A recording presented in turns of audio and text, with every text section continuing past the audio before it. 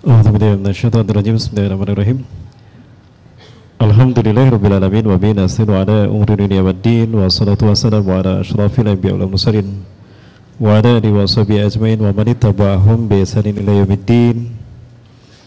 Masya Allahu kan wa malam yasha lam yakun wala haula wala quwata illa billahil aliyyil azim. Qala Allah ta'ala fi kitabil karim bi qawli yatadil muhtadin. A'udzu billahi samil alim minasyaitonir rajim min hamzihi wa nafthihi wa nafsihi. Ya ayyuhalladzina amanu taqullaha haqqa tuqatih wa la tamutunna illa wa antum muslimun. Wa qala fi ayatil ukhra wa tazawwadu fa inna khayra zadi taqwa wa takunu ya ulil albab. Wa qala aidan fi ayatil ukhra iktaraba lin-nasi hisabuhum wa hum fi ghaflatin mu'ridun. Ma ya'tihim min dhikrin min rabbihim muhdatsin ila istama'u wa hum yal'abun lahiyatan qulubuhum. Al-ayah. Wa qala Rasulullah sallallahu alaihi wasallam huwa shadiqul wa'dil amin.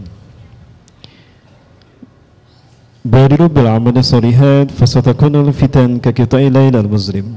Yusbihu rajulun mu'minan wa yumsi kafiran wa yumsi mu'minan wa yusbihu kafiran. Yabi'u dinahu bi'aradi minad dunya.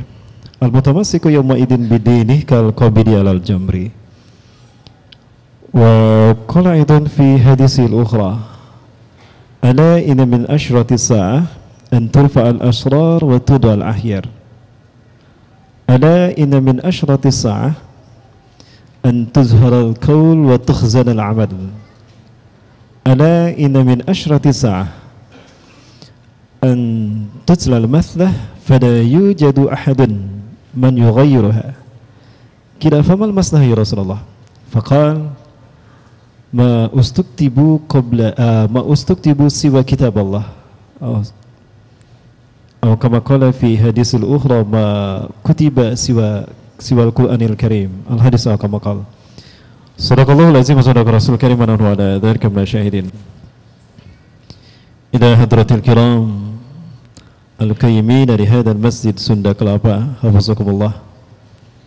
Wa ila al-asatid wal asatidah al-mustakimina wal mustakimat li da'wati ila Allah atau li izhari syariatil Islam fi hadzal masjid Sunda Kelapa, hafizakumullah. Wa ila asy-syabab wal fatayat al-mustamina wal mustamiat ala Rizka remaja Islam Sunda Kelapa. Wa ila amirain li hadzal masjid, hafizakumullah. Wa ilal hadirin wal hadirat al muslimin wal muslimat wa hayyikum bi tahiyatil Islam. Assalamualaikum warahmatullahi wabarakatuh. Merupakan sebuah karunia dari Allah Azza wa Jalla. 2 kali saya hadir di Masjid Sunda Kelapa. Kali pertama hadir tadi yang mendampingi saya masih bujangan. Sekarang datang sudah punya putra 1 ya, alhamdulillah. Nanti saya datang ke sini lagi sudah punya cucu mungkin. Maka saya bersyukur pada Allah Azza wa Jalla, hari ini saya bisa hadir kembali di Masjid Sunda Kelapa. Masjid yang dulu punya sejarah, banyak sejarah di masjid ini ditorehkan. Salah satunya yang saya tahu tanggal 20 Agustus 1953 itu dikukuhkannya berdirinya gerakan Hizbullah di sini tanggal 20 Agustus 1953. Yang cerita kepada saya adalah guru saya sendiri yang saat itu menyaksikan, namun beliau sudah meninggal dunia. Maka saya bersyukur pada Allah sekali lagi, Allah memberikan karunia besar pada saya hari ini bisa kembali hadir di sini. Salawat dan salam sekali diberikan pada uswah dan qudwah kita Rasulullah Muhammad sallallahu alaihi wasallam, Nabi dan Rasul yang diutus ke tengah-tengah kita, membawa banyak karunia, banyak keutamaan. Keutamaan yang pertama, Allah melipat gandakan pahala kita. Ibadah kita walaupun sama dengan umat Nabi yang lain, Allah lipat gandakan pahalanya 10 kali lipat. Apapun, termasuk membaca Quran. Dan dihitungnya bukan dari ayat tapi per huruf. Ya, alhamdulillah. Sampai-sampai Rasulullah mengatakan, "Man qara'a harfan min kitabillah falahu hasanatun wal hasanatu bi'asyri amsalihha." Siapa yang membaca 1 huruf dari kitab Allah, maka dia akan mendapatkan 1 kebaikan, dan kebaikan dibalas 10 kali lipat. Wala aqulu alif lam mim harfun, dan aku tidak mengatakan alif lam mim 1 huruf. Lakinna alif harfun, walam harfun, wa mimun harfun. Alif lam mim 3 huruf, kali 10, 30. Yang kedua, Allah Subhanahu wa taala menjadikan kita umat Nabi Muhammad, maksud saya termasuk kita ya, sebagai umat yang paling banyak di surga. Suatu hari Abu Bakar bertanya pada Rasulullah SAW, "Ya Rasulullah, kam adadu ahlil jannah?" Wahai Rasulullah, berapa jumlah ahli surga? Rasulullah menyebutkan dalam satuan baris, "Inna fil jannati 'ashruna wa mi'ata safin." Sesungguhnya di surga ada 120 saf. Ya, Rasulullah hanya menyebutkan dalam satuan baris, tidak dalam satuan person. Cuma rasionya, perbandingannya, ketika di neraka ada 1000 orang, di surga baru 1 orang. Ketika di neraka ada 1 juta orang, di surga berarti baru 1000. Jadi rasionya 1:1000. Indonesia penduduknya 265 juta, berarti peluangnya 265 ribu yang masuk surga. Ya, ini di masjid ini ada berapa ribu nih? Ada 1000? Ini 500. Oh, ini 600 nih. Ini 600, ini 400. Ada? Nggak ada. Berarti nggak sepotong-potong pun nih masuk surga. Itu peluang. Ya. Nah, Rasulullah SAW mengatakan, "Inna fil jannati 'ashruna wa mi'ata safin." Sesungguhnya di surga ada 120 saf. Walakum minha, dan jatah kalian adalah 80 safin, 80 saf. Allahu Akbar. 2/3 surga dikuasai oleh umat Nabi Muhammad SAW. Di-booking untuk umat Nabi Muhammad. Sisanya berapa? 40 saf. Allah bagi rata untuk semua Nabi dan umatnya selain Rasulullah dan para sahabat. Allahu Akbar. Nah, ini karunia terbesar yang kedua. Yang ketiga, Allah akan menjadikan kita sebagai saksi bagi para nabi dan rasul ketika mereka disidang nanti di yaumul hisab. Dalam tafsir Al-Baqarah, surat Al-Baqarah ayat 143, ya, Rasulullah SAW bersabda, "Yud'a Nuhun yaumul qiyamah." Nabi Nuh alaihissalam dipanggil nanti pada hari kiamat. Allah bertanya pada Nabi Nuh alaihissalam, "Hal balagta ya Nuh? Apakah kau sudah menyampaikan tugasku kepada mereka? Menyeru mereka umatmu agar menyembah hanya kepadaku dan tidak mempersekutukan aku?" "Bala ya Rabb." "Nah, betul ya Allah. Qad balagtu risalatak." Aku sudah menyampaikan risalah engkau pada mereka. "Qad da'autuhum." Aku sudah menyeru mereka an ayya'buduka wa la ayyusriku bika syai'a. Aku sudah menyeru mereka untuk bernyembah kepadamu dan tidak mempersekutukan engkau. Dan aku sudah memberikan peringatan pada mereka, jika mereka tidak beriman kepada engkau ya Allah, engkau akan menyiksa mereka. Sudah ya Allah. Sebetulnya Allah tidak perlu bertanya demikian karena Allah Maha mengetahui. Tapi yang Allah inginkan persaksian, asy-syahadah bainan nas wa bainal anbiya wa bainal umam. Maka kemudian Allah bertanya pada umat Nabi Nuh, "Hal balaghakum?" Apakah Nuh telah menyampaikan risalahnya kepada kalian? Nabi Nuh diutus di usia 480 tahun menjadi nabi yang keempat dan rasul yang pertama. Nabi Adam bukan rasul, Nabi Idris bukan rasul, Nabi Syith bukan rasul. Kenapa? Di masa mereka manusia masih menyembah Allah. Penyembahan kepada selain Allah terjadi menjelang Nabi Nuh diutus. Setelah Nabi Idris diangkat ke langit, ya. Manusia menyembah patung yang dibuat oleh mereka, patung Nabi Adam alaihissalam yang dibuat oleh Bani Kabilah. Nah, baru muncul rasul yang pertama, yaitu Nabi Nuh. 120 tahun Nabi Nuh dakwah, hanya sedikit yang beriman. Maka wajar di hadapan Allah apa jawaban kaumnya kepada Nabi Nuh. Di hadapan Allah, kaumnya berkata, "Ya Rabbi, Ya Rabbana, ma atana min ahadin wa ma atana min nadirin." Ya Allah, belum pernah datang Nuh kepada kami menyeru agar kami menyembah kepada Engkau dan tidak mempersekutukan Engkau.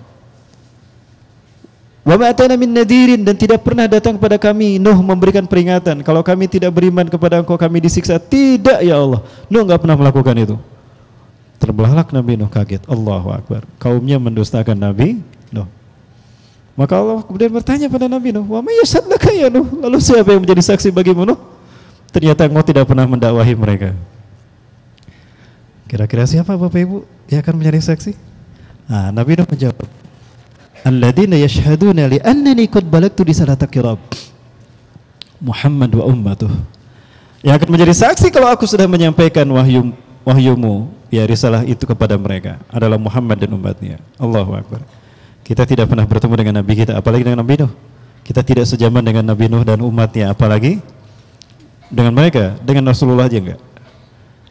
Maka Rasulullah memanggil umatnya yang hafal Quran tuh, disuruh membacakan ayat demi ayat yang menyatakan kalau Nabi Nuh telah berdakwah dan bercerita bagaimana Nabi Nuh bersama mereka.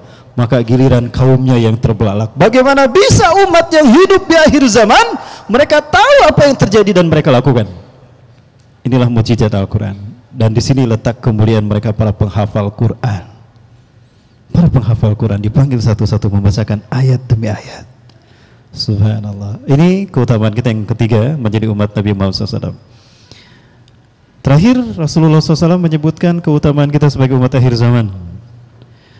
Inna ummati hadhihi ummatun marhumatun. Umatku ini adalah umat yang Allah rahmati. Laisa lahum iqabun fil akhirah. Umatku tidak akan disiksa di akhirat. Ya, umatku tidak akan disiksa di akhirat. Alhamdulillah, ini kabar gembira dari Rasulullah. Untuk kita umat Nabi Muhammad nggak akan disiksa di akhirat. Alhamdulillah. Kalau umat Rasulullah termasuk kita kan? Halo? Ada ini? Pada kemana? Ya. Lalu di mana siksanya kepada kita? Lakinna iqabuhum atau iqabuha fid dunya, ujilat fid dunya, tapi siksaannya Allah segerakan di dunia. Jadi ternyata apa yang dialami oleh kita itulah siksaan yang didahulukan, sehingga di akhirat kita tidak disiksa. Kaifa yakunu dzalika ya Rasulullah? Bagaimana itu bisa terjadi ya Rasulullah? Yang pertama, bil fitani, dengan huru-hara, petaka, difitnah. Ya, contohnya difitnah sebagai penyebar hoaks dan fitnah, ya. Difitnah sebagai ustadz cocok logi, curhat. Curhat. Ya, kemudian dipanaskan dengan geopolitik. Ya, ketika menyuarakan kebenaran ditangkap, dipermak, dihalangi, dituduh intoleran, dituduh radikal. Wah, ini ada lagi nih tadi. Ketemu lagi, nggak apa-apa saya ulang lagi ya. Dituduh apa lagi?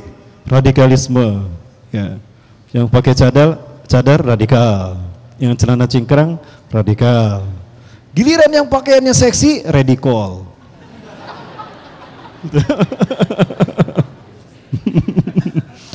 Ini sistem Dajjal, sudah dibalik kebaikan menjadi keburukan, keburukan menjadi kebaikan.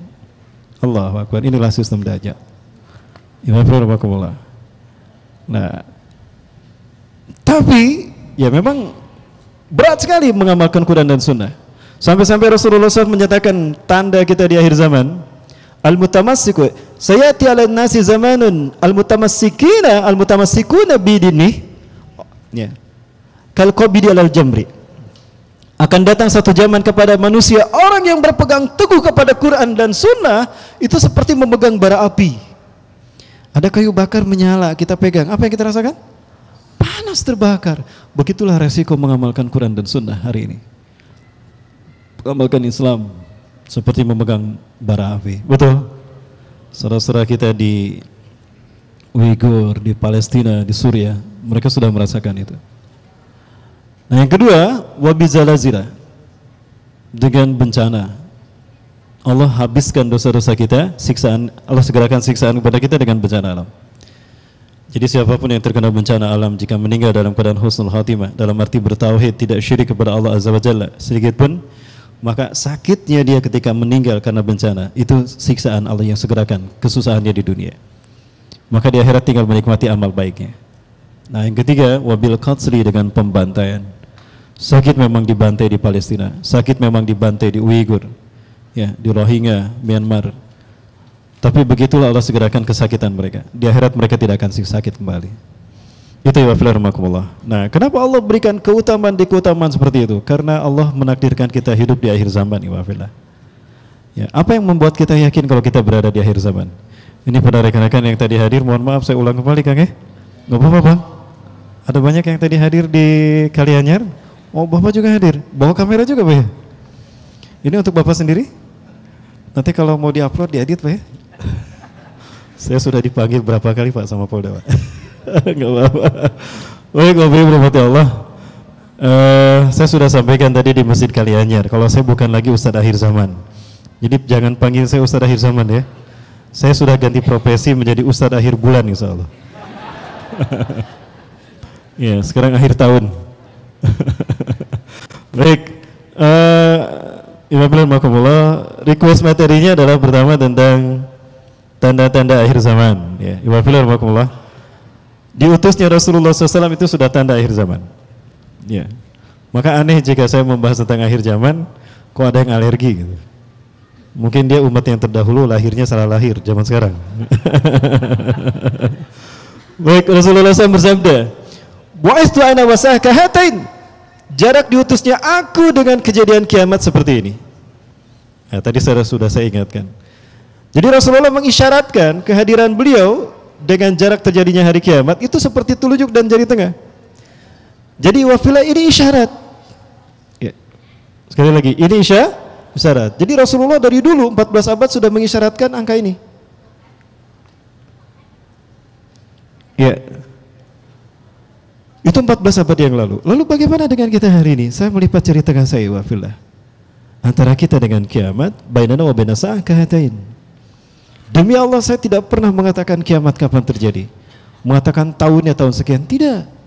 Mungkin itu yang mendengarnya ngantuk. Atau lagi sebel sama saya. Jadi dipelintir ya, jadi A aksen. Yang saya katakan A, tanda petik jadinya. Ya wafillah. Nah, saya sudah sampaikan berkali-kali, kalau kita berada di pintu gerbang kiamat, bukan lagi dekat dengan hari kiamat, dan bukan lagi di akhir zaman, kita berada di ujung peradaban. Ya, peradaban manusia di muka bumi. Ya, saya ulangi kembali, mudah-mudahan masih para mullah hafal ya, karena terlalu sering mendengar ceramah saya. Rasulullah SAW bersabda di dalam kitab An-Nihayah fil Fitan wal Malahim karya Al-Hafiz Imam Ibnu Katsir rahimahullah, dan juga di dalam kitab Nihayatul Alam karya Dr. Muhammad bin Abdurrahman Al-Arifi. Yang pertama, baina yaday sa'ah, di antara pintu di pintu gerbang kiamat, sinina khawadi'atan, akan muncul tahun-tahun penuh dengan tipu daya dan tipu muslihat. Jika kita merasakan tahun-tahun kita penuh dengan tipu daya dan tipu muslihat, yakini kita berada di pintu gerbang kiamat. Sudah terasa? Tahun-tahun kita penuh dengan tipu daya dan tipu muslihat? Berarti kita berada di akhir zaman. Sudah lewat Bang ya? Nanti ada lagi Bang, episode kedua Bang. Ya. Yang kedua, indikatornya ada 3. Yang pertama, yukadzabu fi as-shadiq. Orang yang berkata jujur didustakan, orang yang berkata benar dibohongi. Karena ini sistem, maka kejadian yang satu mengakibatkan kejadian yang lain. Ketika yang benar dibohongi, yang jujur didustakan, maka yang kedua pasti terjadi. Wa yusaddaqu fihal kadhib, para pendusta dibenarkan. Nah, dan yang ketiga, wa yu'tamanu fihal khain, para pengkhianat diangkat menjadi penguasa satu kaum, satu negeri. Dari 3 hal tadi, mana yang belum terjadi di dunia ini? Yang pertama sudah terjadi belum? Ya, jangan sebut di Indonesia. Nanti ditangkap. Ya, di negeri entah berantah sana. Ya, di negeri entah berantah. Yang kedua sudah terjadi juga? Yang bohong dibenarkan? Sudah. Yang ketiga? Udah terjadi belum? Di mana? Di Mesir. Muhammad Mursi digulingkan, yang naik Abdul Fattah As-Sisi. Nah, kita berada di pintu gerbang kiamat. Itu indikator yang kuat bahwa kita berada di pintu gerbang kiamat, bukan lagi di akhir zaman saja. Kemudian ini secara geopolitik. Kita bahas secara geografis, ya, tanda-tanda alam dari tanda-tanda akhir zaman. Ya. Tanda-tanda kiamat itu sebetulnya ada banyak ya. Ada 2, secara umum tanda kiamat itu dibagi 2. Yang pertama ada asyratus sughra, tanda kecil, dan yang kedua ada asyratul kubra, tanda besar. Nah, tanda kecil itu saya hitung kurang lebih ada 164 buah dan kemungkinan bertambah. Kenapa? Karena ada bentuk kemungkinan, ada hadis-hadis yang belum terungkap oleh para ahli hadis ke tengah-tengah umat, sehingga itu tidak terungkap. Ada kemungkinan bisa sampai 200. Tapi dari tanda-tanda yang sudah muncul, dari tanda-tanda kecil, itu saya lihat tinggal 2 yang belum terjadi. Yang pertama munculnya sungai Efrat munculnya emas di sungai Efrat. Ya, Kashful Furat bidhab. Ya, gunung emas terlihat oleh manusia tersingkap di dasar sungai Efrat.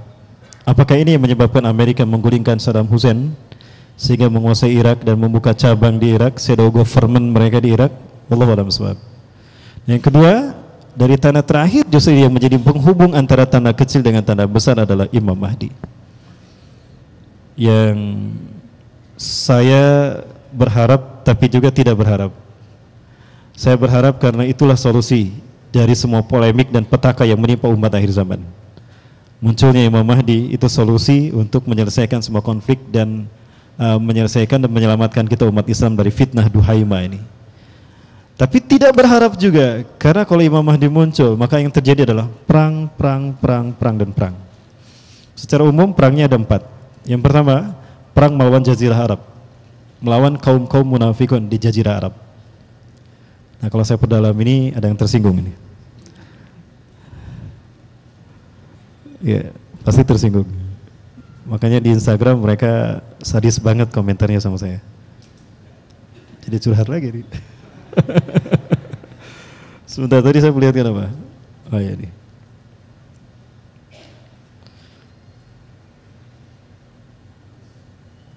Apa tadi yang saya sampaikan? Oh ya. Innakum satazuna jaziratal Arab, atau innakum satuqatiluna jaziratal Arab wa yaftahu Allah. Sungguh kalian akan memerangi Jazirah Arab dan Allah akan memenangkannya untuk kalian. Jadi perang yang pertama ketika Imam Mahdi diutus menjadi mujaddid reformis, bukan nabi, bukan rasul. Perang melawan Jazirah Arab. Artinya di sana ada orang-orang munafik yang tidak diakui Islamnya oleh beliau. Makanya diperangi kan? Kalau dia Islamnya diakui, haram memerangi seorang muslim. Haram orang memerangi orang yang sudah bersyahadat. Ya. Faida fa'alu dalika, kata Rasulullah, apabila mereka bersaksi tidak ada Tuhan selain Allah dan aku utusannya, faqad asamu minni dima'uhum wa amwaluhum ila bihaqil Islam. Jika mereka sudah bersyahadat, maka haram kita meneteskan darahnya, haram kita mengambil hartanya, ila bihaqil Islam, kecuali dengan hak Islam. Ya, zakat dan jihad fisabilillah dengan darah-darah dan nyawa. Itu ya filan makumullah. Baik, tuh, Masya Allah, ini saya udah injury time ini. Apa tadi yang saya sampaikan? Saya pernah jatuh ya Bapak, saya pernah jatuh dan terbentur sekitar 5 meter. Jadi ada gangguan di kepala kiri saya. Jadi mohon maaf kalau lagi asik-asik ngomong, tiba-tiba tek ada sesuatu, saya lupa. Apa tadi yang saya sampaikan? Perang melawan Jazirah Arab. Iya. Ini saya perlihatkan hadisnya.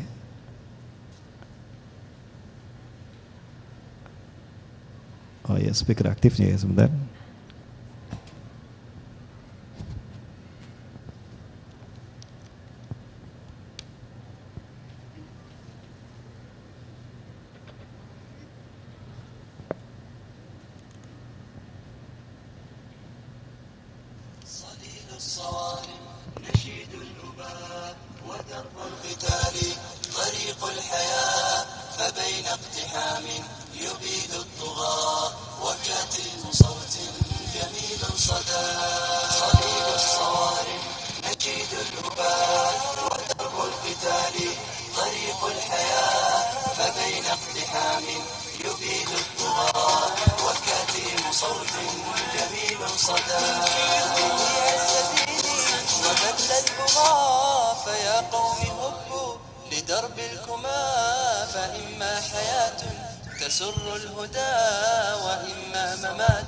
Ya, Ibu Filas sudah bisa menjelaskan tadi bagaimana realitas Arab yang disekularisasikan.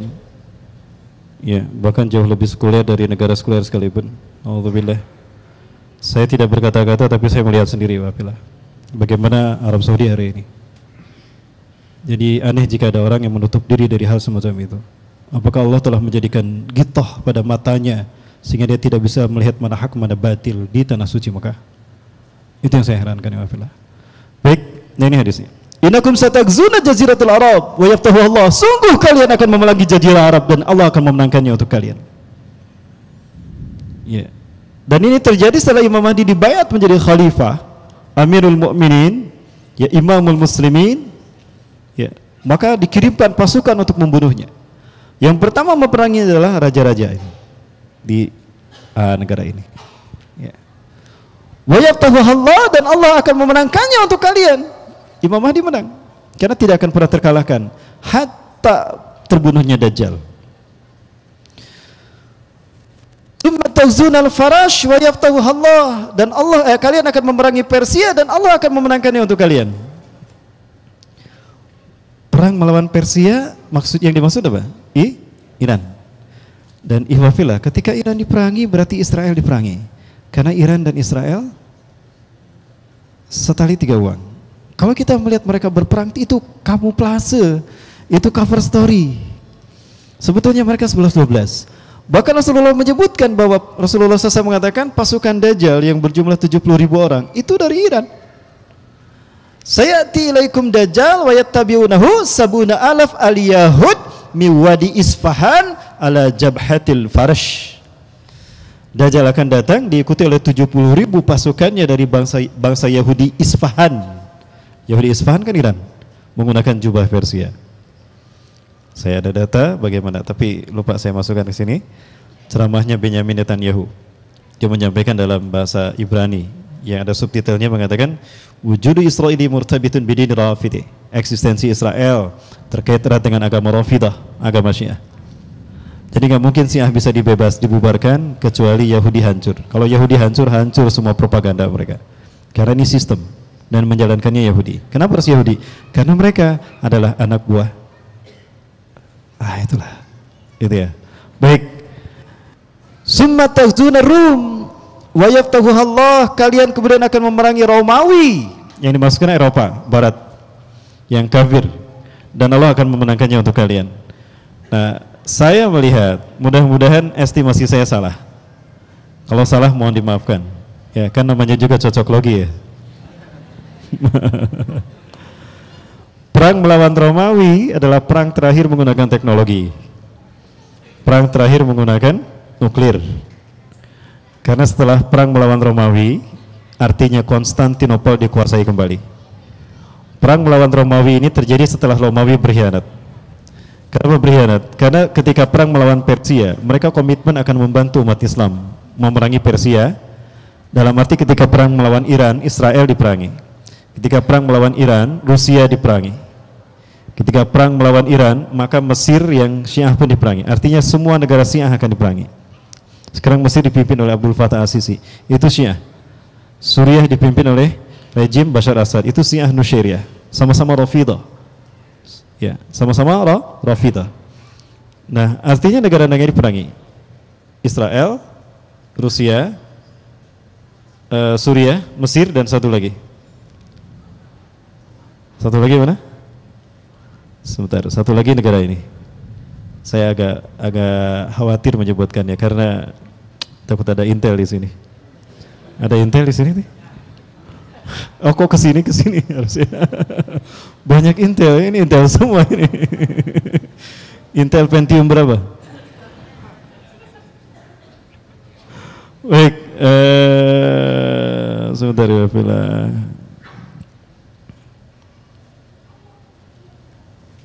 Ini soundnya nggak keluar ya.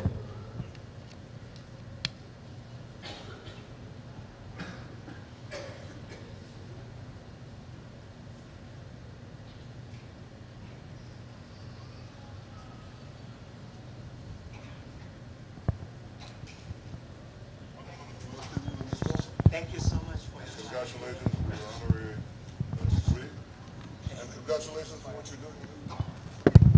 wonderful. Thank you. Is there something we can't find? Oh, definitely. They're trying to order. Yes. Please see it. Thank you so much. Please see it. Thank you. Here's something we can't find. Iya.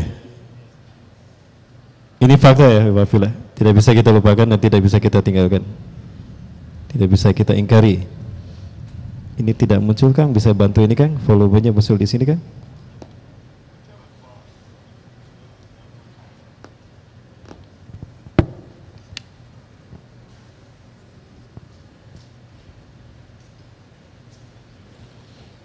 Baik, Ibu Bila, itu yang fakta terjadi. Dan di antara tanda-tanda akhir zaman adalah innakum la taqumu sa'atu hatta tuqatilu qauman sigorul a'yun juluduhum ahmar zunfaluf wujuhum kalmajanil mutraqah.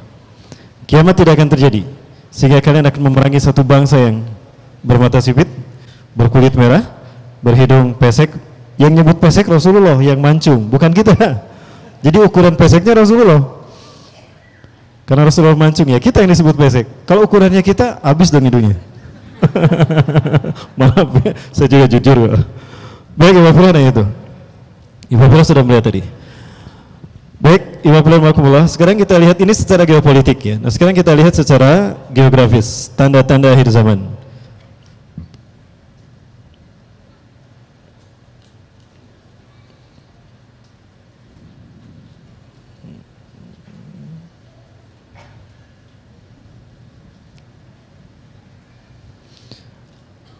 Rasulullah SAW pernah menyatakan dalam salah satu hadisnya, la ta'tina sa'atu hatta taruda ardul arabi murujan wanhara. Kiamat tidak akan terjadi sehingga tanah Arab akan kembali hijau seperti dulu pertama kali. Arab dulunya hijau ya Fillah. Saya perlihatkan bagaimana hijaunya Jazirah Arab dan bersungai-sungai kata Rasulullah SAW.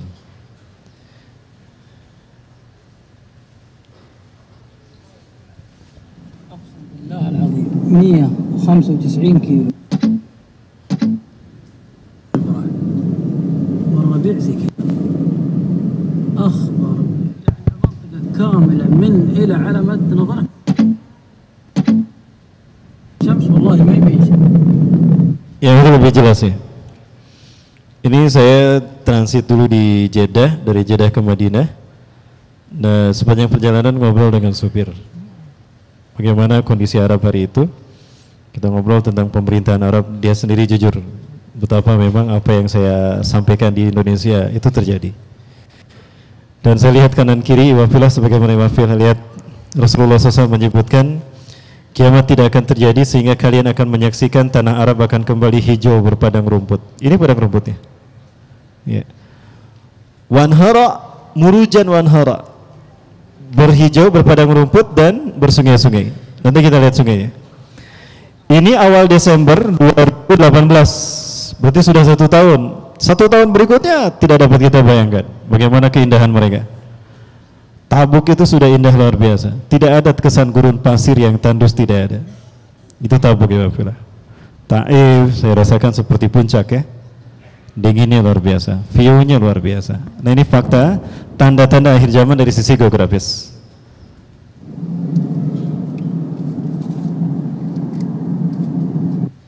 Kemudian tanda lain dari sisi geografis juga, munculnya sungai-sungai.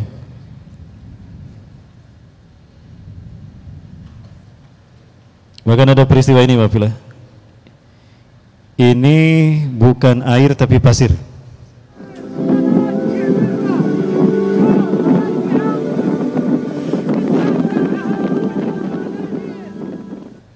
Ini pasir ya, bukan sungai, bukan air ya Bapak. Ini pasir ya Saudara. Begini cara Allah mendesain tanah Arab untuk menyambut kebangkitan Islam.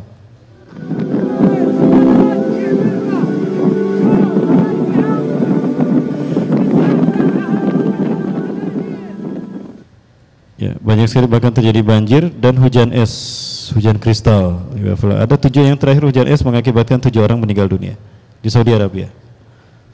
Esnya sebesar-besar ini Bapak.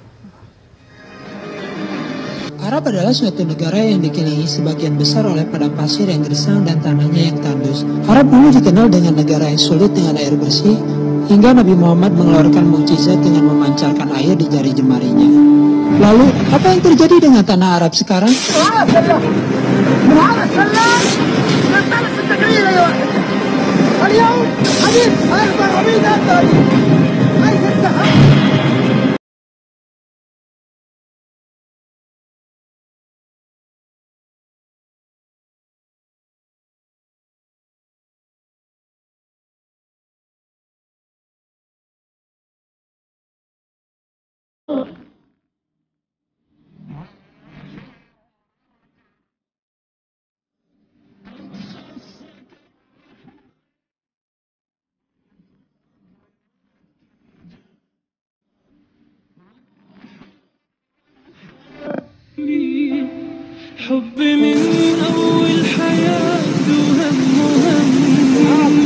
Ini sungainya ya Bapak. Ya ada banyak sungai yang saya lihat. Bahkan di menjelang memasuki Madinah itu ada air terjun di kanan di sebelah kanan kita di gunung-gunung batu. Ini fakta wa anhara kata Rasulullah, dan akan muncul sungai-sungai.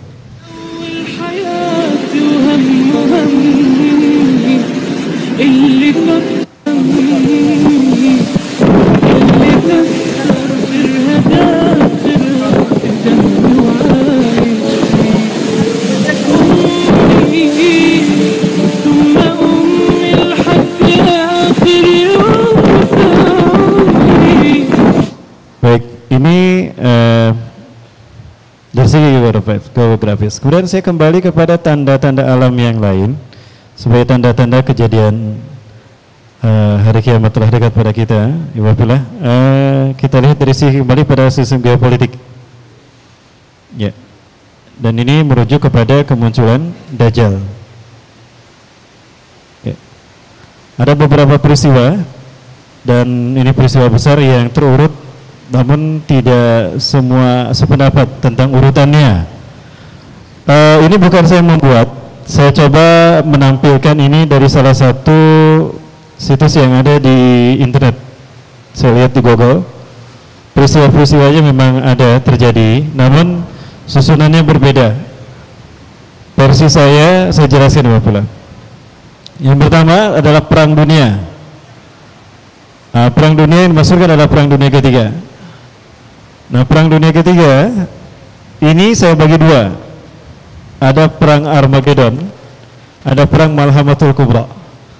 Rasulullah SAW tidak pernah menyebutkan Armageddon. Saya boleh berdiri? Boleh berdiri ya? Saya agak kurang bebas kalau duduk ya, nggak bisa bergaya. Mohon maaf agak lebay ya. Baik. Rasulullah SAW tidak pernah menyebutkan Armageddon. Tapi ini pendapat dari para ulama. Armageddon diambil dari dua kata. Urah artinya bukit, Majdun itu lembah. Dalam pandangan pakar militer dari seluruh dunia, mereka melihat Urah Majdun atau dalam bahasa Inggris Armageddon, bahasa kita, itu tempat yang paling strategis untuk menguasai Perang Dunia Ketiga. Artinya siapa yang bisa menguasai tempat ini, maka kendali Perang Dunia Ketiga ada pada tangannya. Maka Israel ingin menguasai lembah ini, karena ini wilayah berada di Palestina, antara maksud saya dari tepi barat Transjordania, ya, di daerah Transjordania, kurang lebih di antara itu. Siapa yang menguasai tempat ini, maka dia menguasai laju Perang Dunia Ketiga. Nah, Armageddon istilahnya kemudian muncul seperti itu. Ini perang masih menggunakan teknologi. Ya, perang nuklir masih akan tetap digunakan di sini. Dan perang ini akan berakhir di perang ketika Romawi berhasil dihancurkan. Ketika perang melawan Persia, Romawi ikut membantu umat Islam. Karena sama punya kepentingan ingin menghancurkan Iran dan sekutu-sekutunya. Dan mereka sudah merencanakan untuk berkhianat kepada umat Islam. Lalu mereka memisahkan diri sambil mengatakan salib menang, salib menang. Umat Islam marah. Seseorang mendorongnya dan jatuh ke jurang. Lalu orang Islam yang mendorongnya pun dibunuh. Maka kemudian mereka memisahkan diri dari kaum muslimin, membentuk koalisi. Wahum yajtami'una tahta samanina rayah. Mereka bersekutu di bawah 80 bendera. 80 bendera kemungkinan 80 negara. Walikuli rayatin isna asyara alaf junudan. Satu bendera 12.000 pasukan. Berarti berapa jumlah mereka? 80 kali 120 ribu 960 ribu, hampir 1 juta pasukan Eropa, Bani Rom. Itu mereka yang zilufil a'mak au bidabik. A'mak berarti Turki. Jadi ada kemungkinan mereka berhasil menguasai Turki terlebih dahulu. Nah, maka kemungkinannya dua, antara Erdogan mati membela Turki melawan mereka, atau Erdogan kemudian mengungsi ke Hamas, bergabung dengan Hamas ke Palestina, ke Gaza. Karena sudah ada komitmen Erdogan berjuang bersama Gaza. Ya, I stand with you Gaza. Itu kata dia.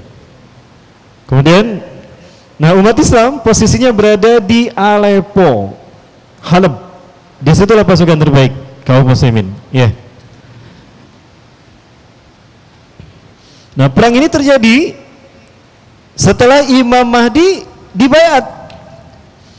Pertanyaannya, kapan Imam Mahdi dibayat? Iwafilah yakin Imam Mahdi akan muncul? Yang jawab sedikit nih. Oh, mewakili ya. Baik, kita dengarkan pernyataan dari guru kita, ya, Ustaz Zulkifli Muhammad Ali. Beliau pernah menyampaikan seseorang yang mengklaim pernah bertemu dengan Al-Mahdi. Tadi saya kajian di Masjid Raya Bintaro Jaya yang pertama, dan kita satu panel, satu meja dengan Tengku Kiai Haji Tengku Zulkarnain. Beliau menyampaikan kalau teman-teman beliau cerita di Afghanistan pun mereka sudah pernah bertemu, mengaku bertemu dengan Al-Mahdi di Madinah. Jadi ada kemungkinan memang Imam Mahdi sudah ada. Pada tahun 2015 itu beliau usianya 35 tahun. Dan 2015 ini beliau bertemu dengan guru-guru kita di Madinah, dan pernah akan terjadi pembayatan terhadap beliau, tapi beliau menolak. Kenapa beliau diyakini sebagai Imam Mahdi? Karena ciri-ciri Imam Mahdi ada pada beliau. Bukan 20, banyak ciri-ciri Imam Mahdi ada pada beliau secara fisik dan secara akhlak. Mulai dari alisnya yang lurus, indah, aknal angfi, hidungnya mancung, saking mancungnya kelihatan tipis, dan matanya dalam, ya. Saya sudah mirip dengan Imam Mahdi matanya. Abnal jabhati, a'lal jabhati, ininya apa? Jidatnya agak lebar. Jadi mas-mas yang jidatnya lebar sudah mirip dengan Imam Mahdi. Jidatnya. Kemudian kalau beliau lihat di matanya itu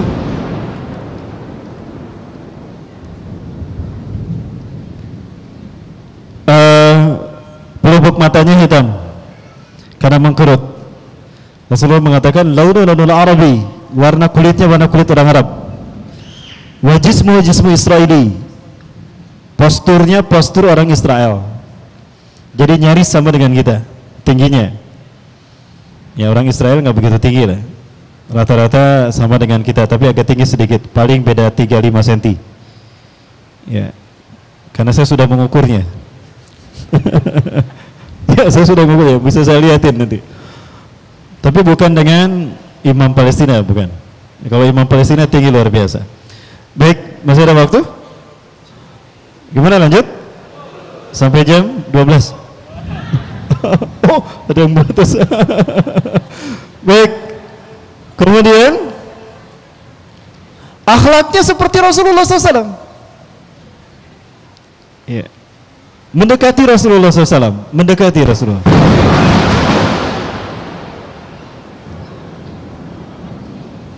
Ya. Allahumma agisna soiban nafi'a, Allahumma la taqtulna bi ghadabika wa la tulikna bi azaka wa afina qabla dzalika. Akhlaknya Quran. Ya. Subhanallah, hujan besar ya. Alhamdulillah. Bersyukur kita ada hujan besar ya, Wafilah. Ya, lanjut. Nah, 2015 usianya 35 tahun. Hampir belum akan dibayat. Tapi beliau menolak. Lastu mahdiyan. Ana ihdam minal ansar. Aku bukan Imam Mahdi. Aku satu saja orang Madinah. Aku salah satu dari orang Madinah. Hada syekh asahu minni wa hada syekh afdalu minni. Saya ini lebih utama dari saya. Saya ini lebih utama dari saya. Bukan saya. Beliau tawadu menolak. Jadi yang ori, yang asli ini menolak. Jadi kalau ada yang ngaku itu KW, wabilah. Itu untuk membedakan mana yang ori sama yang KW. Ya, yang KW ngaku, yang ori enggak. Makanya yang muncul yang KW. Baik, Ibu Nah, kemudian beliau hijrah ke Palestina, ke Syam. Di sana beliau berjuang bersama kaum muslimin melawan rejim Suriah dan Rusia. Ini pernyataannya, coba kita lihat, dengar dari, kemudian ternyata sama beritanya dengan yang didapatkan oleh guru kita Ustaz Zulkifli Muhammad Ali. Hanya saja kemarin ini masuk sebuah tulisan kepada saya yang menyampaikan bahwa dia tinggal di Madinah. Dia bersahabat, orang ini orang Indonesia. Dia bersahabat dengan seorang lelaki dari keturunan Rasulullah SAW di Madinah Al-Munawwarah. Lelaki ini memiliki seluruh ciri-ciri tentang Al-Mahdi ada pada dirinya, ada pada fisiknya, dan di usia yang sudah hampir matang, sudah dikatakan hampir matang, karena usia 40 adalah usia matang, dia mendekati usia segitu. Laki-laki ini Kami katakan kepadanya, kata yang mengirimkan SMS kepada saya, pada dirimu ada ciri-ciri keturunan, memang silsilahnya sudah pasti kepada Rasulullah dan dari Hasan bin Ali, tapi dia menampik dan dia menolak, tidak, bukan saya. Ya, ini ada 4 ya Ibu Abdullah. Ada 3 ya, Ibu Abdullah bisa ngopi nanti. Nah intinya itu, 2015 usianya 35 tahun. Berarti sekarang usianya berapa? 39. Dan Rasulullah menyatakan yang nasnya kurang lebih bahwa ba'asallahu mahdiyan kama ba'asyanallahu nabiyan. Beliau diutus menjadi Mahdi al-Mahdi, di usia saya diutus menjadi nabi kata Rasulullah. Berapa tahun? 40 tahun. Sekarang 39. Berarti kapan beliau berusia 40 tahun? Tahun depan 2020 di musim haji. Berapa bulan lagi di musim haji? Sekarang Rabiul Akhir ya. Jumadil Awal, Jumadil Akhir, Rajab, Sya'ban, Ramadan, Syawal, Dzulqa'dah, Dzulhijjah. 8 bulan lagi. Kang, udah pada nikah belum? Buruan Kang nikah Kang. Nanti sibuk nggak bisa kawin. Kenapa? Perang dan perang. Ya, belum Mas. Ya Allah, berikan jodoh pada teman-teman yang belum nikah ya Allah. Amin, jatuh. Baik. Ya bermakna. Nah, kemudian pembahasan tentang Al-Mahdi menarik apabila. Nanti kita lihat ini versi saya URB. Nanti saya perlihatkan versi pendeta di gereja. Ya, yang ini nih. Nah, yang ini nih. Mereka pun bicara tentang akhir zaman. Tapi nanti, sekarang versi saya dulu. Atau mau versi mereka dengarkan dulu? Yuk kita dengarkan versi mereka ya. Jangan kemana-mana, tetap bersama saya yang serang satu ini.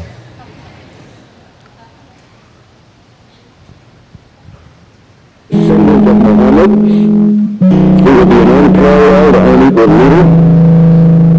He will come out of a crisis of turmoil. He will take control of the world.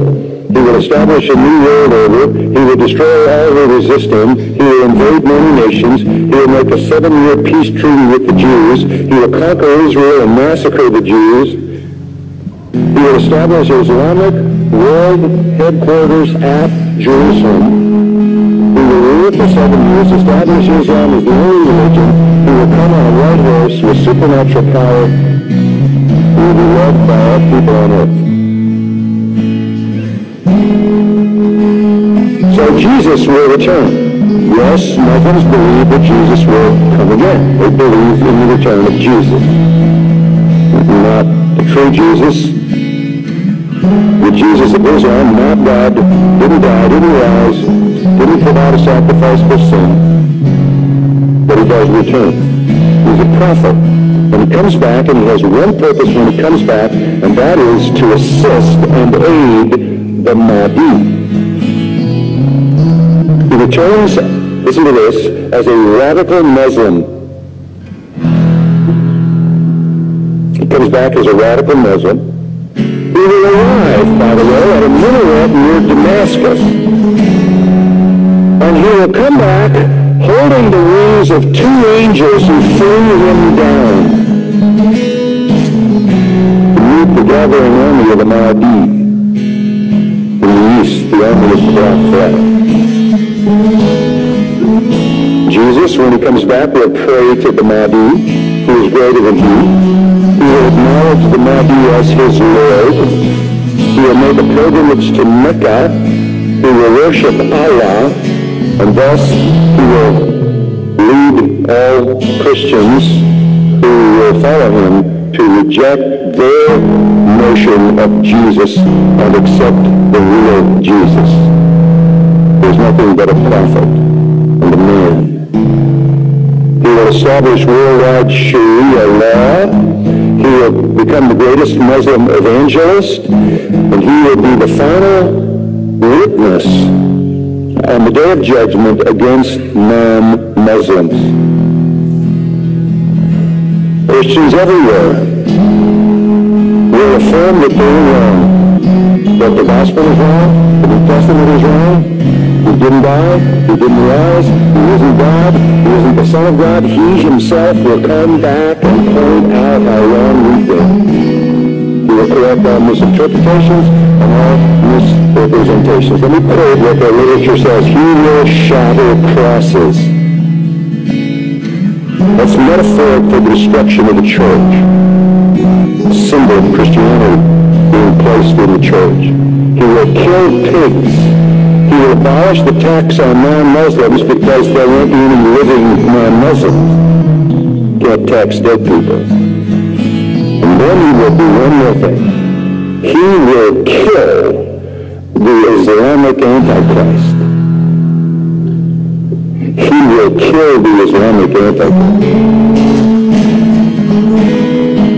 Then he will die and be buried by Muhammad, but not until he has destroyed Christianity by revealing who he really is. One of the writings says he espouses the cause of the Mahdi. He is the Mahdi's executioner. He is the Mahdi's enforcer. He is the Mahdi's prophet. And it is he who kills the Antichrist. God is going to be a third person. The Antichrist will show up. The Muslims call him Dajjal. He is the great deceiver. He comes to earth on a mule, and he's blind in one eye. He is an infidel. Intinya itu ya, Phil. Mereka sudah mulai memahami hadis-hadis akhir zaman yang memang sudah viral. Bahkan di Eropa, di London, terutama di Amerika, ada Noriega dan Arkenar yang mereka juga membuat film-film kecil sebanyak 50 seri, membedah peradaban dari awal sampai akhir, dan terutama membahas tentang Dajjal. Jadi ini merupakan sebuah paradigma baru di akhir zaman ini, yang mana manusia dipaksa untuk melek tentang akhir zaman. Baiklah, kembali kepada peristiwa tadi. Nah, jadi maka terjadi perang besar antara umat Islam dipimpin oleh Imam Mahdi bertahan di Suriah, markasnya di Aleppo. Kenapa disebut Aleppo, Halab? Karena berada di Masjid Umawi yang nanti Nabi Isa akan turun. Karena satu-satunya masjid yang Rasulullah sebutkan, Indal Manaratil Bayda, Syarqiyah Damaskus, di masjid bermenara putih di timur Damaskus, itu cuma di Aleppo, Masjid Umawi yang dulu dibangun oleh siapa? Muawiyah bin Abi Sufyan. Maka disebut Masjid Umawi. Dan jadi pertempurannya akan terjadi di sini. Kaum muslimin di sini, Bani Rum yang tadi jumlahnya 960.000 orang bertahan di sini. Orang-orang Bani Rum, 80 bendera, 80 negara, satu bendera, 120.000 pasukan. Umat Islam di sini di Aleppo, Halab. Ini adalah tempat di mana Nabi Ibrahim pergi dari Irak ke Haran,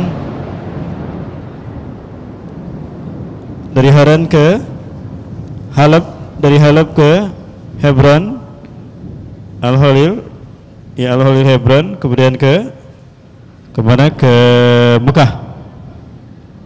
Ya, namun sebelum ke Mekah, dari Hebron ke Mesir dulu, mengambil Siti Hajar, menyelamatkan Siti Hajar. Iwafilah. Nah, pertempuran akhir zaman Armageddon akan terjadi di sini, di mana teknologi nuklir masih digunakan, menurut saya. Dan ini adalah masjidnya, Masjid Umawi. Umat Islam sedang bersiap-siap untuk melaksanakan sholat subuh berjamaah. Wa imamukum al-Mahdi, dan imam kalian al-Mahdi. Wa huwa yusawu sufufakum, dan dia meluruskan sholat kalian. Ustawu sufufakum, taruh saat tidur, kata dia. Taruh suatu dulu, kata Imam Mahdi. Luruskan dan dapatkan. Ketika meluruskan dan mendapatkan saf, fanazala Isa bin Maryam ala janahaid balakaid indal mararatil bayda syarqiyah Damaskus. Ketika Allah mengutus Al-Masih ibnu Maryam, maka turunlah ia di menara putih sebelah timur Damaskus dengan mengenakan 2 buah pakaian dicelup dengan waras dan ja'faran. Ala janahain malakain, memegang sayap ikat. Bahwa bila ia menundukkan kepala, maka menurunlah rambutnya, dan jika diangkat kelihatan seperti mutiara. Maka tidak ada orang kafir pun yang mencium nafasnya kecuali meninggal dunia, padahal nafasnya itu tercium sejauh mata memandang. Lalu Isa mencari Dajjal hingga menjumpainya di pintu Lut, lantas dibunuh Dajjal datang kepada satu kaum yang telah dilindungi oleh Allah dari Dajjal, lalu Isa alaihissalam mengusap wajah mereka dan memberitahu mereka tentang derajat mereka di surga. Inilah menara putih itu, tempat di mana Nabi Isa alaihissalam akan turun. Sarkia di Boston, ini menara putihnya ini. Orang-orang menamakan menara ini menara Isa bin Maryam. Ketika Nabi Isa alaihissalam turun, Imam Mahdi berkata, "Ta'ali Nabi Allah, kemari Nabi Allah, sholli lana." Nabi salah. Ya, imami kami salat. Imam Mahdi mundur. Ternyata Nabi Isa menolak untuk menjadi imam salat. Kenapa Nabi Isa menolak menjadi imam salat? Nah, silakan pelajari Quran surat Ali Imran ayat 81 dan 82. Pelajari dengan tafsirnya. Kalau bisa baca tafsir Ibnu Katsir. Itu jelas bagaimana maksud Rasulullah SAW menyatakan dalam hadis-hadisnya bahwa semua Nabi dan Rasul itu sudah diambil sumpah setianya. Apabila ketemu dengan Rasulullah SAW, Muhammad akan meninggalkan tugas kenabiannya, bergabung bersama Rasulullah sebagai umat. Maka jika hadir salah satu dari mereka di zaman kita, mereka tidak akan memimpin kita. Karena satu, mereka Nabi bagi kaumnya masing-masing, bukan untuk kita, betul? Kedua, mereka punya kewajiban ittiba kepada Rasulullah SAW. Ada kisah menarik ini. Masih lanjut? Alhamdulillah, masih lanjut. Lanjut? Lanjut, alhamdulillah. Sampai subuh, saya tagih sampai subuh. Teh sampai subuh katanya teh. Boleh teh ya? Oh boleh? Alhamdulillah. Berarti saya nggak usah ke hotel ya. Baik. Umar bin Khattab bersahabat dengan seorang Yahudi Quraizah. Akhlaknya baik, orangnya baik. Dan dia hafal Taurat. Bro, kamu hafal Taurat ya? Emang? Kenapa gitu? Uktub li jawami min at-Taurat indak. Tolong tuliskan beberapa ayat saja untuk saya. Boleh? Tuliskan. Nih. Thank you bro, saya mau ke Rasulullah SAW. Pergi Umar menghadap Rasulullah SAW. Ya Rasulullah, qad laqaitu bi akhin min Quraizah. Fakataba li jawami min at-Taurat indah. Afara a'radahu alaika ya Rasulullah? Boleh aku perlihatkan pada Anda ya Rasulullah? Ini petikan Tauratnya. Dilihat sama Rasulullah. Dikira Umar Rasulullah senang. Maka setelah ngasihkan itu petikan Taurat pada Rasulullah, Umar balik badan. Umar rajin. Oh, Taurat dikasihkan sama Rasulullah. Umar tidak sadar apa yang terjadi pada Rasulullah SAW. Sabit bin Abdullah menyenggol Umar bin Khattab. Ya Umar, afala tara ma bi wajhi Rasulillah SAW. Hai Umar, lihat wajah Rasulullah merah tersinggung oleh perbuatanmu. Begitu Umar melihat Rasulullah, merah wajahnya. Kaget Umar. Umar sadar perbuatannya menyinggung Rasulullah SAW. Umar merevisi perbuatannya dengan mengatakan, raditu billahi robba, wabil islami dina, wabi Muhammadin nabiyya wa rasulah. Tapi kata-kata Umar tidak menghalangi Rasulullah naik mimbar.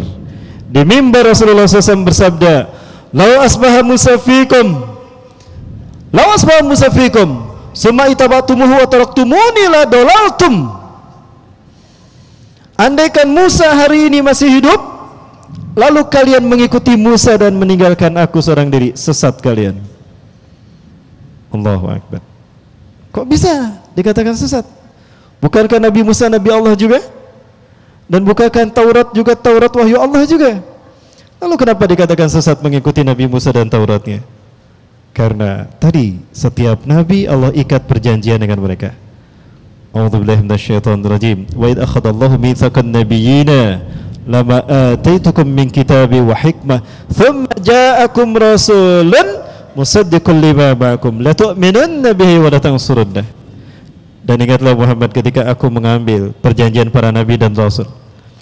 Setelah aku berikan kitab dan hikmah pada kalian, lalu datang seorang nabi yang membenarkan wahyu kepada yang kalian terima dan juga hikmah tadi, kalian akan beriman kepadanya dan membantunya, menolongnya. Berikutnya, aqratu wa akhadtu ala tarikum istri. Apakah kau menerima dan mengambil perjanjian ini? Aqrarna. Qala fashhadu wa ana ma'akum minasyahidin. Saksikan, aku menyaksikan bersama kalian. Ayat berikutnya, ayat 82, subhanallah. Faman tawalla ba'da dzalika faulaika humul fasiqun. Siapa yang berpaling setelah perjanjian ini, fasik gitu. Ini Allah berkata-kata dengan para nabi dan rasul. Ada kata-kata faman tawalla ba'da dzalika faulaika humul fasiqun. Siapa yang berpaling setelah ini, fasik dia. Di hadapan para nabi berkata demikian. Lalu bagaimana dengan kita?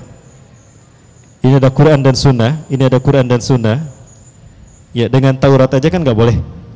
Sekarang Tauratnya singkirkan, kita ganti dengan karya filsuf Socrates, Plato dan Aristoteles. Apa karya Socrates? Demokrasi maksud saya.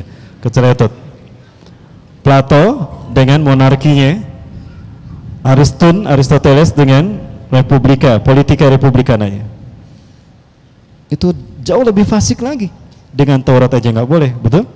Apalagi dengan filosofinya filsuf Yunani sekelas Socrates, Plato dan Aristoteles. Karya-karya mereka diterjemahkan di masa Khalifah Ma'mun bin Harun ar-Rasyid ke dalam bahasa Arab oleh seorang Nasrani yang bernama Hunain bin Ishaq. Dia Nasrani bukan Muslim. Dia terjemahkan karya Socrates, Plato, Aristoteles ke dalam bahasa Arab, lalu diberi judul As-Siyasah. Dipelajari oleh para pelajar-pelajar Muslim dan mahasiswa Muslim di Al-Hikmah Mesir, maka melahirkan Ibnu Khaldun dengan Al-Muqaddimahnya, Ibnu Taimiyah dengan Majmul Fatawanya, Al-Mawardi dengan Al-Kamus Sultaniyahnya. Maka muncullah politik Islam. Itu ya Bismillahirrahmanirrahim. Baik, kembali ke Infokus. Ini bukan empat mata. Turun Nabi sallallahu alaihi wasallam di menara itu. Ta'al ya Nabi Allah sallallahu alaihi wasallam. Mari Nabi Allah imami kami salat. Imam Mahdi mundur. Ternyata Nabi Isa mendorong Imam Mahdi. La taqaddam hadhihi uqimat lak. Tidak. Ente ke depan. Kamu ke depan. Anda ke depan. Qomat ini dikumandangkan untuk Anda. Ya. Inna ba'dakum li ba'din umara. Sebagian kalian memimpin sebagian yang lain. Tukramatullahi ada hadhil ummah. Kemuliaan yang Allah berikan pada umat ini. Maka Imam Mahdi menjadi imam. Bayangkan Nabi Isa Nabi Ulul Azmi sholat di belakang Imam Mahdi. Karena ada kewajiban Nabi Isa mengikuti sunnah Rasulullah SAW siapapun yang memimpinnya. Itu ya Fila. Ali Imran 8182. Selesai sholat berjamaah, Nabi Isa mengatakan, Iftahil bab, buka pintu masjid ini. Ketika pintu masjid ini dibuka, maka tampaklah Dajjal dengan 70.000 orang Yahudi dari lembah Isfahan menggunakan jubah Persia. Begitu dibukakan pintunya, napasnya Nabi Isa itu menghantam pasukan 70.000 pasukan Dajjal tadi. Yang menghirup napas tadi langsung mati seketika. Yang lainnya lari tunggang langgang. Jadi kayak gas air mata. Seperti itu, cuma nggak kelihatan. Ya. Maka yang lari dikejar sama pasukan kaum muslimin. Walau yahtabi'u miwari syajar wa hajar, walaupun mereka bersembunyi di balik batu dan pohon, takulu syajar wa hajar. Batu dan pohon berkata, ya muslim, ya mu'min, ya Abdullah, ta'al fil mara'il yahud uqtulhu. Mu'min muslim sini, ada Yahudi di belakangku, bunuh dia. Kecuali Gorkot, dia pohon Yahudi. Dia diam aja, menang baik. Ya, orang ngomong setitik mawon. Nggih? Ada Dajjal. Ada Yahudi? Enggak. Ada Yahudi? Enggak. Tuh ke sana. Itu Gorkot tuh. Dajjal sendiri dia merinding ya Wafila. Melihat Nabi Isa, mencair keringatnya. Deras luar biasa. Lau yatsruku lamata min nafsi. Andaikan Isa bin Maryam meninggalkannya, dia mati dengan sendirinya. Tapi Allah menghendaki Isa bin Maryam, Nabi Isa alaihissalam membunuh Dajjal. Di mana? Di pintu Lut. Bayangkan peristiwa-peristiwa besar ini terjadi di masa-masa yang dekat dengan kita. Kalau boleh saya memprediksi, gak apa-apa ya, gak akan disebut cocok logi. Maaf ya meskilah kita tuntut di hadapan Allah nanti siapa yang benar. Halo, ada hadir ya? Enggak. Kok jadi maaf ya, jadi curhat lagi. Apakah terjadi 5 tahun ke depan? Baik, saya bacakan sebuah hadis Rasulullah SAW. Kalau tidak salah dari Abu Umamah radhiyallahu an, pemimpin kaum Ansar yang masuk Islam di Baiat Aqabah pertama. Beliau berkata, Rasulullah bersabda, kalau bukan dari beliau, dari Sauban, Rasulullah bersabda, Inna qabla khurujid Dajjal 3 sanawat syidad. Sesungguhnya sebelum kemunculan Dajjal akan ada 3 tahun tersulit bagi kita hidup di muka bumi. Fiha jau'un syadid. Di 3 tahun itu terjadi kelaparan yang sangat. Ya'murullahu as-sama fi sanatil ula an tahbita sulusa matriha. Allah perintahkan langit menahan sepertiga airnya. Sepertiga hujan tidak turun selama setahun. Jadi kalau ada hujan syukuri alhamdulillah. Kalau perlu ditampung. Nanti nggak akan ada hujan, turunkan sama kita nanti ke langit supaya turun sendiri. Wala wa ya'murul arda an tahbita sulusa nabatiha. Allah perintahkan pada bumi menahan sepertiga tanamannya, maka sepertiga tanaman tidak tumbuh selama setahun. Di tahun kedua 2/3 air tidak turun selama setahun. 2/3 tanaman tidak tumbuh, makin merajalela kelaparan di seluruh dunia. Dan di tahun ketiga, ya'murullahu as-sama an tahbisa kullal matra indah. Allah perintahkan pada langit untuk menahan semua airnya. Fala tuqtiru qutratun minas sama fi tilka sanah. Maka tidak setetes pun hujan selama setahun. Dan tidak satu tepun tanaman tumbuh selama setahun. Banyak manusia mati kelaparan. Di tahun itu Dajjal muncul. Ada prediksi dari BMKG. Ini hadis riwayat BMKG. Badan Meteorologi, Klimatologi dan Geofisika, bahwa badai El Nino akan menghantam bumi bagian timur mungkin ya, sehingga akan mengakibatkan kemarau 3 tahun berturut-turut di interval 2019 sampai 2022. Tapi kemudian muncul satu bata yang dari BMKG yang membantah kalau itu tidak pernah dikeluarkan. Tapi wafirahumullah, peristiwa-peristiwa itu telah dekat bagi kita. Baik wafirahumullah, terakhir saya perlihatkan, ini inginnya saya membahas panjang tentang Dajjal, tapi tentang Dajjal saya butuh 2 jam khusus. Nanti aja kalau kita ketemu lagi, judulnya Sehari Bersama Dajjal. Mau sehari bersama, bukan bersama URB, bersama Dajjal, tapi yang ngomong URB, tapi URB bukan Dajjal. Kalau mau nanti ya, karena membahas tentang Dajjal banyak, kita harus mengupas sejarah dan coba kita pahami dengan konteks kekinian. Jadi saya aneh sekali kalau bukan dengan konteks kekinian, fiqhul waqi', lalu bagaimana kita akan memahami fitnah Dajjal? Seperti apa fitnah Dajjal? Kan muncul di zaman kita. Artinya ketika kita menggunakan teknologi, ya kita menggunakan teknologi juga. Tapi Dajjal akan muncul setelah teknologi hilang, sehingga sihir Dajjal menggantikan teknologi. Disitulah ketergantungan manusia kepada Dajjal terjadi ketika teknologi hilang. Karena kita hidup dengan teknologi kan. Kita sangat terkait dengan gadget dan teknologi. Sains dan teknologi bagian dari hidup kita, bahkan menjadi ruh kita. Sehingga kita teknologi hilang, kita tidak bisa survive. Maka Dajjal muncul menggantikan teknologi, maka dengan mudah manusia menghambakan diri kepada Dajjal karena butuh dengan sihir-sihirnya. Itu iwafillah. Saya mengatakan begini, cocok logi. Baik, iwafillah. 3 menit lagi ya. Oh udah habis. Oh tanya jawab ya. Baik. Tadinya saya mau menyampaikan tentang euforia orang Yahudi Israel.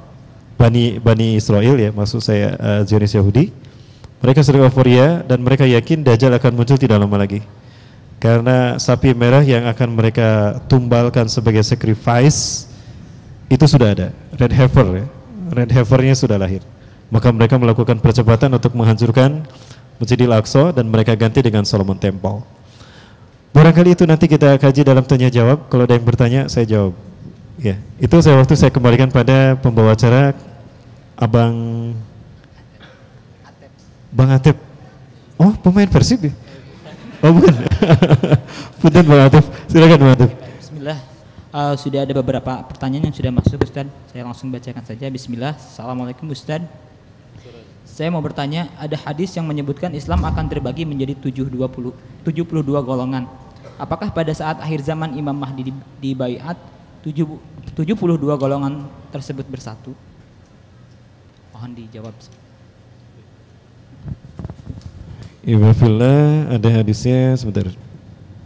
Masih bisa.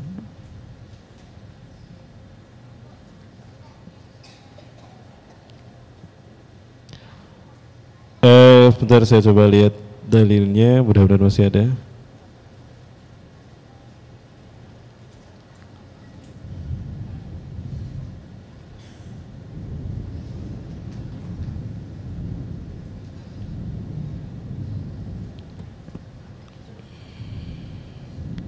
Hadisnya seperti ini.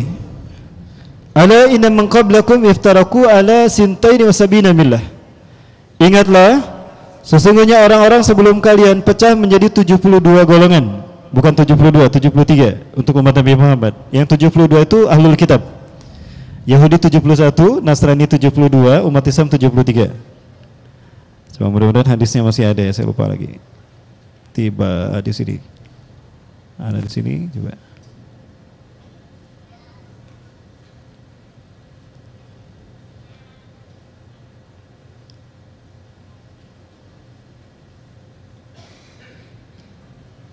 Ini harus saya cari dulu dalilnya ya, tapi saya hafal insya Allah.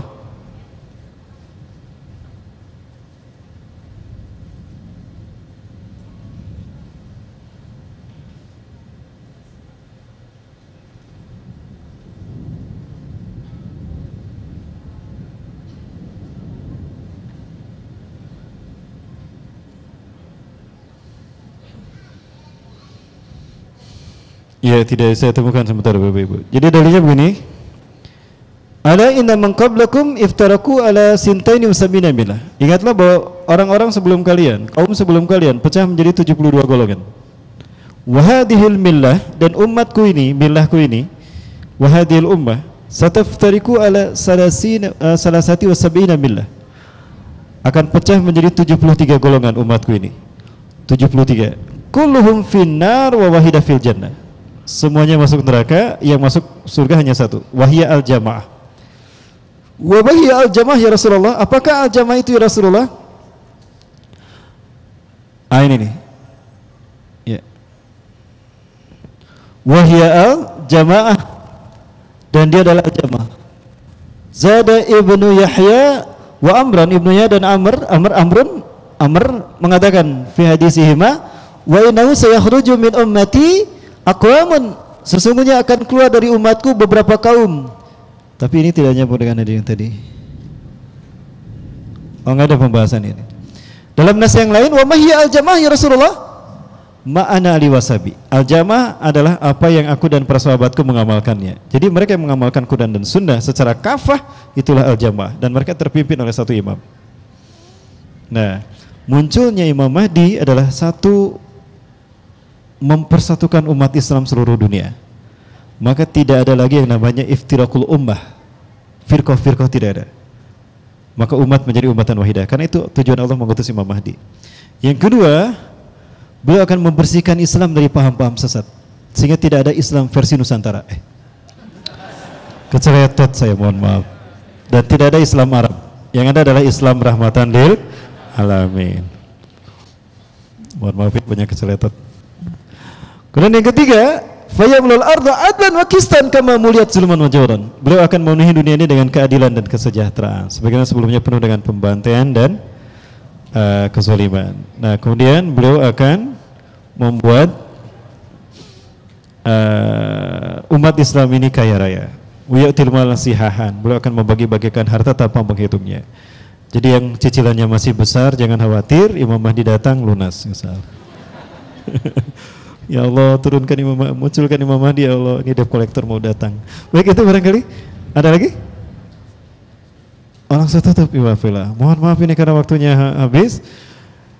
Itu tadi, mudah-mudahan kalau kita ketemu lagi, kita bahas nanti tentang Dajjal dan Iblis, pertemuan mereka di segitiga Bermuda.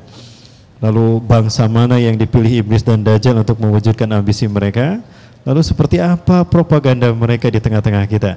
Itulah bagian dari fitnah Dajjal. Yang jelas mereka bergerak dalam tiga ranah: simbol, ritual, dan arsitektur. Jangan salah, Wafillah. Silakan buka illuminati.org.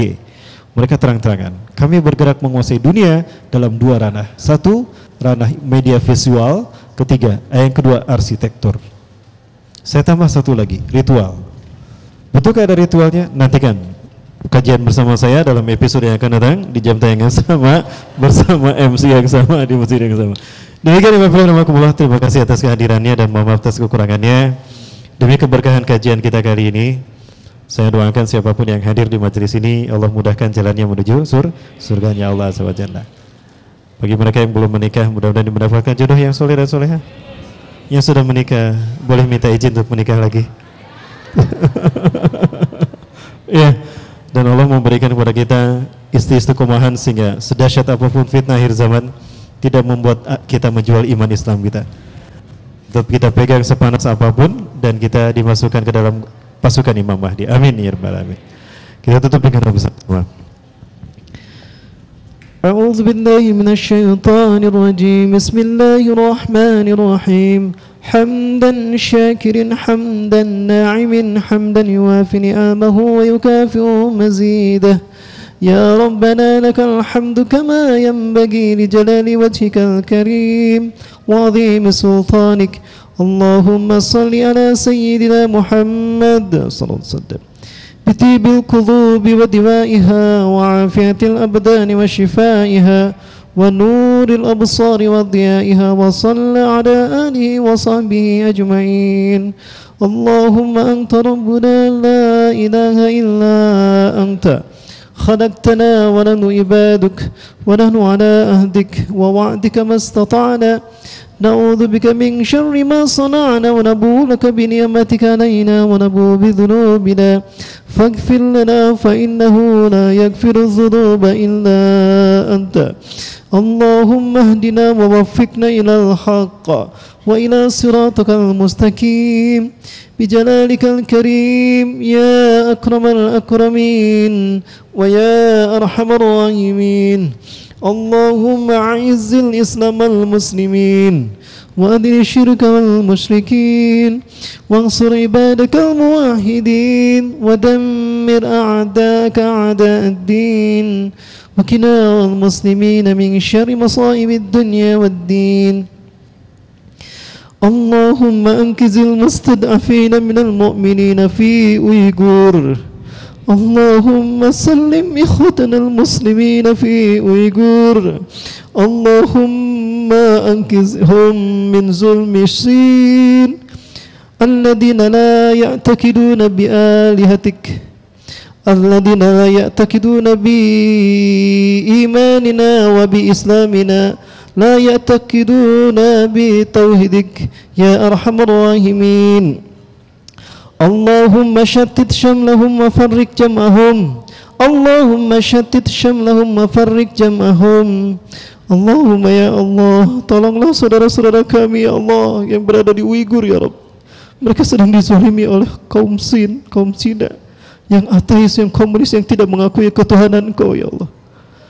Allahumma ya Allah, hancurkan mereka yang telah menzalimi saudara-saudara kami di Uighur ya Rabb. Allahumma syatit syamlahum wa farik jamahum waj'alna fi nufurihim.